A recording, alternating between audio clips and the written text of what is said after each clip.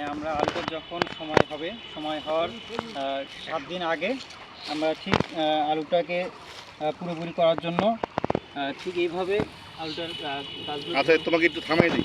আপনারটা আছে সেটাকে পুরু করতে হবে। পুরু কেন করবো? এর সংরক্ষণ গুণ বেড়ে যাবে। তাহলে এই আলুর চামড়াটাকে পুরু করার জন্য হামপুলিং করতে হয়। এখন আমরা দেখব যে এই হামপুলিংটা কীভাবে করতে হয়।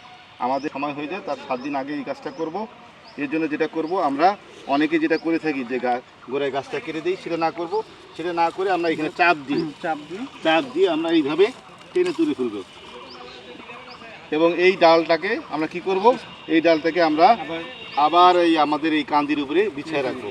তাহলে কি হবে, এখানে রসটা ধরে রাখবে, এখানে হিট ইনজুরি হবে না।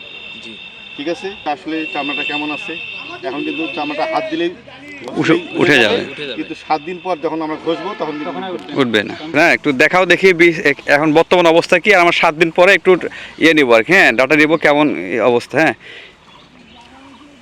ওইটা দেখা আত্ম দরকার। হ্যাঁ হ্যাঁ হ্যাঁ, এই সাইজে না, মাশাআল্লাহ। একটু সাল উঠে গেছে না, দেখাও একটু দেখাও। হামফুলিং করার পরে যে অবস্থা, এটা এই চামড়া করতে হবে, সেটা হলো যে আলুটাকে যখন আমরা টেনে তুলবো, এটা কান্দি থেকে মাটি থেকে যেন বের না হয়। যখন বের হয়ে আসবে তখন এখানে সূর্যের আলো পড়াতে সোলানেজেন হবে। সোলানেজেন মানে এখানে সায়ানাইড তৈরি হবে, যেটা পরবর্তীতে খাওয়ার জন্য বিষাক্ত হয়ে যাবে। এই জন্যে আমাদের যে আলুগুলা এই হামপুলিং করতে গিয়ে বের হয়ে আসবে, অবশ্যই আমাদের মাটি দিয়ে ঢেকে দিতে হবে।